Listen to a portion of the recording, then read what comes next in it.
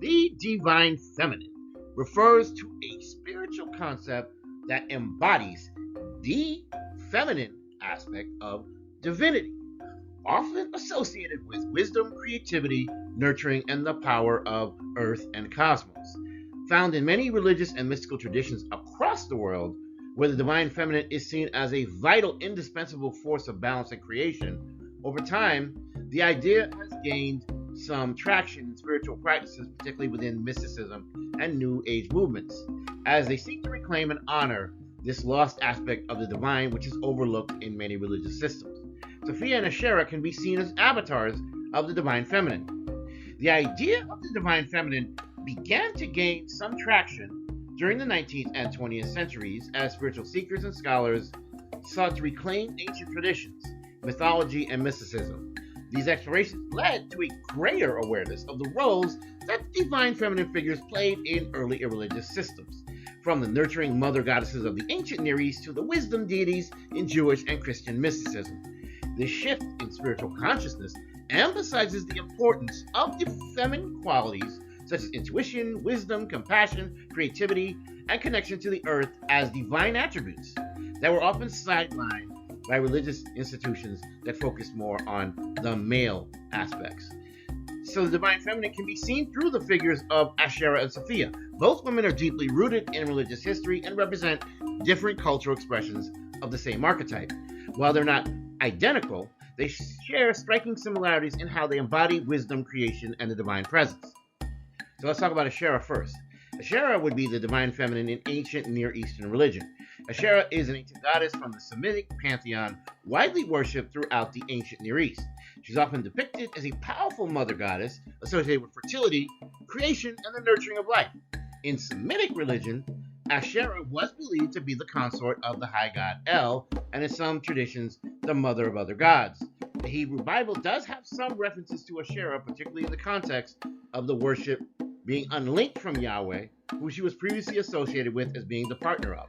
For instance, in 1 Kings chapter 14, verse 15, Asherah poles are mentioned as part of the frowned upon practices that prophets were criticizing and that would lead to God's disfavor for Israel. In 2 Kings chapter 23, verse 6, they mentioned the Asherah poles, indicating that she was a prominent figure in the religious practices of ancient Israel before the centralization of worship around Yahweh, a divorce from the wife, if you will, the ball and chain. Outside of the Bible, Asherah is mentioned in a variety of ancient texts. For example, in the Ugaritic text from ancient Syria, modern-day Ras Shamra, she's portrayed as the wife of the god El and a mother figure.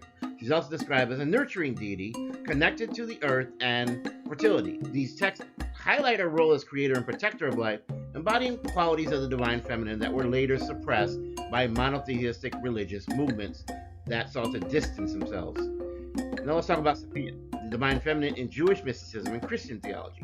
Sophia, meaning wisdom in Greek, is a key figure in both Jewish mysticism as well as early Christian theology. In Jewish thought, particularly in the wisdom literature like the book of Proverbs, chapter 8, verses 22 to 31, Sophia is depicted as a personification of divine wisdom, present with God during the creation of the world. In these texts, Sophia speaks of her role in creation as the agent through which the universe was made.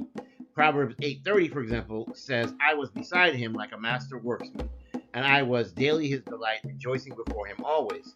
This passage highlights Sophia's intimate connection with the Creator, showing her as a divine expression of divine intelligence and creativity. However, later interpretations lead it to just being a force, maybe like an angel or a council member, but not necessarily associated with God. In Gnostic texts, she's portrayed as a divine emanation or fallen figure seeking redemption. In works like the Gospel of Thomas and the Apocryphon of John, Sophia is shown as part of the divine structure, but also as an entity that experiences some fall, giving rise to an imperfect material world. Mainstream Christian beliefs, however, condemn those Gnostic texts as not being accepted. In these traditions, nonetheless, she is a symbol of wisdom and a heroic figure, embodying the struggle for knowledge and spiritual awakening. She seeks to fight for humanity. The Eastern Orthodox Church also venerates Sophia, equating her with the holy wisdom of God, sometimes associating her with the Holy Spirit. In this tradition, Sophia is honored as a divine presence that guides believers towards understanding and spiritual fulfillment. So let's look at the divine feminine in each of these women. Through Asherah and Sophia emerged from different religious traditions and cultural contexts, that you have two avatars that share essential qualities that align them with the concept of the divine feminine. Both are tied to the creation and nurturing of life, the embodiment of wisdom, fertility, and the connection to a divine nurturing force. Asherah represents the earth's generative power, a maternal figure that sustains life.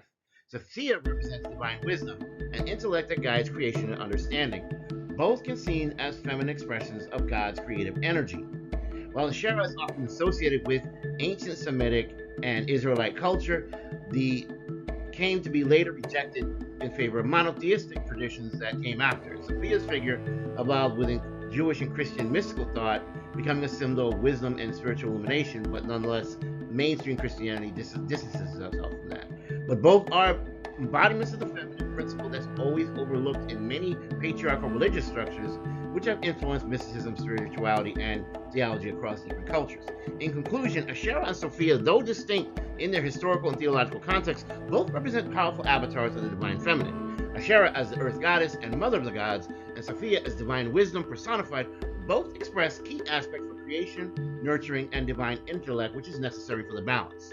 Their roles in ancient texts, whether it be in the Bible, Jewish scriptures, Gnostic writings, underscore the importance of the feminine aspect of divinity in the world's spiritual heritage. Though differing in their roles and narratives, Asherah and Sophia are nearly identical in their embodiment of the divine feminine, showcasing the eternal power and presence of the godly feminine aspect in the cosmos. If you like this message, please like, share, and subscribe. If you're new here, welcome aboard to Safe Space. If you're returning, I'm glad you're back. In the name of the Most High God, I wish you health, wealth, prosperity, and abundance. And with the divine feminine aspect, I wish you wisdom, intuition, and creativity as well. Have a wonderful and blessed day. Take care.